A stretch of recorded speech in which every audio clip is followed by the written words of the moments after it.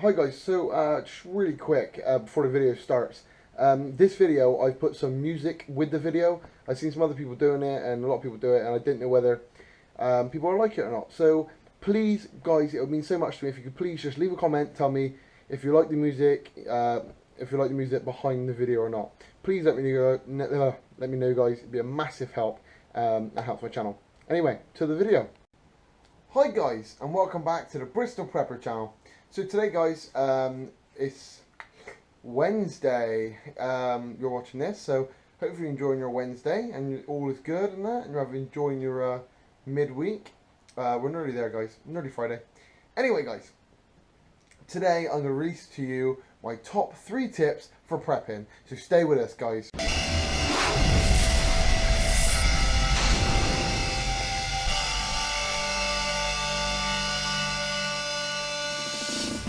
Hi guys, so without no further ado, let's get straight into this and I'll give you number 1 for the top tip of prepping. So the first top tip guys, like I said, is organisation. Now I'm showing this in a organisation in the form of a book, a notepad, because I write everything down, you know, every prep, every food expiration date, you know, anything like that, anything important prepping wise goes in my book. I have 2 books. One is more YouTube related, so I just jot everything down in there, and the other one is solely prepping. So yeah, I think it's still not just writing stuff down. That's just an example from me, because that helps me. It could be anything for you guys. You could have if you had a prepping cupboard or prepping room, you could have a notice board with all your dates on it, with your food, or I don't know, a date that you've got to go back and check all the dates, you know. You don't have to do it like I'm doing it. I'm just saying organisation is I think number 1. Just because prepping in general as a hobby or lifestyle, whatever you want to call it, is quite a what's the word? It's not spacious, it's the opposite spacious, you know. It takes a lot of space, you know, do you know what I mean? It occupies a hell of a lot of space, or can do. So I think organisation and making things all properly organised is the best way to be. So that could be in the form of, you know, organise everything really nice in drawers, or in shelving, you know. With shelving you can have drawers on the shelving for smaller products, just little things like that, but will save you a hell of a lot of space and be really easy for you to access all your preps. Anyway, to the next one, right, no further ado, we go to number 2. Hi guys, so number 2 is going to be shown in the form of an empty what is it, car cleaner bottle. So this container used to, like I say, car cleaner, but yeah. The third top tip is recycle. Now recycling, this could, I'm not chatting about putting all your tins and bottles in the right container outside your house. I'm talking about recycling prepping. So if, like this, my brother finished with the car cleaning gear, and he kindly gave it to me, so thank you Ben. Yeah, so he said, do I want it? I said, yeah, I don't even know what I'm going to use it for yet, but I will use it for something.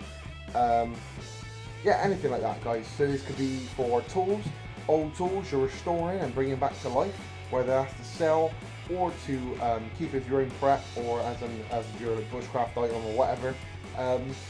Just recycling, you know. So if you restore some tools, you can either sell them, and that could go towards more preps and more gear, or, like I said, keep it.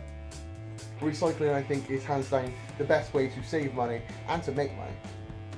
And it's really good if you're getting into it, and if I come after a while, you get a keen eye for it. You know, stuff you can use or stuff you can adapt or restore and sell, which is amazing, guys. Really, really helpful, and obviously doesn't hurt the pocket either. You know, helps out the pocket, and that's another thing, because prepping is not cheap, especially if you've got a good-sized family like I've got. It's definitely not cheap. So recycling, reusing, and finding second homes for things and second uses is the best way. So, right, no further ado, here's the next one. Number 3, we're stuck in a tree. Let's go to number 3. Right, guys, so number 3 is prevention, or I don't know what we're quite on the word for it, prevention, or looking after your preps. So lots of people, I've seen lots of people that just buy stuff and think that'll be cool, and then they just slam it in the cupboard or whatever and forget about it. Well, that can't happen, just because time, moisture, and shit gets them. I think it's really important because you could have preps, lots and lots of, like, just say you have 10 years worth of food or more, or whatever, right? Then you come to use it because shit hit the fan, and everything, all your tins have become rusty and knackered, all your knives are rusty and knackered and falling apart, you know. So, prevention and, you know, looking after your gear and looking after all your preps. I've got an example for you. From the people above me, we had a water leak. I don't know why, it's coming from their bath or some shit. But anyway, it was leaking into one of my main storage areas, which I use for my preps, food-wise. So this was quite a pain, you know. It got really bad. All the roof and that was crumbling, the ceiling was crumbling and shit. So and there was serious wet in there, wet and damp and moisture. All sorted now, but I did have some preps in there before obviously I figured out what was going on. So I'll just show you. This tin has slight starting formings of rust and on the top on this tin, and I have a small dent in it as well. So to get the longevity out of any of your tin food and stuff like that, it's a really good idea to protect them. You know, make sure don't get any rust pits in them and stuff like that. See, it is only tin. You know, they will cave to such things as rust.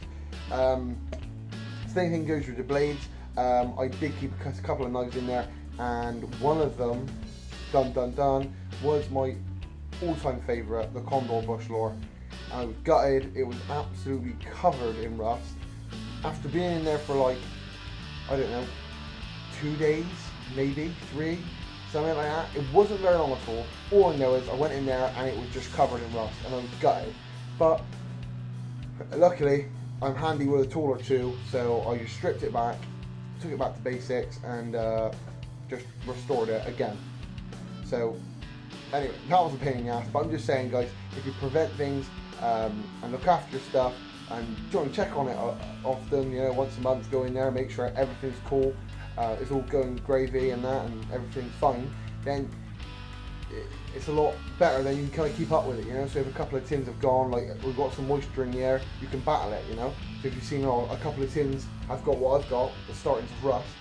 By the way, the rust was only on a couple of cans. I've totally took them all out and checked them individually now, because it made me feel sick and a bit of OCD going there. But anyway, like I said, if you checked it once a month, then you know. So just say once a month, you went in there 1 month and there's a little bit of rust or a little bit of moisture in the air, or same thing with me, a ceiling problem, you could then combat that. And the way I now combat it is we don't get that water problem or damp problem no more, but just for sakes, I keep in there 2. I used to have 3 moisture captures.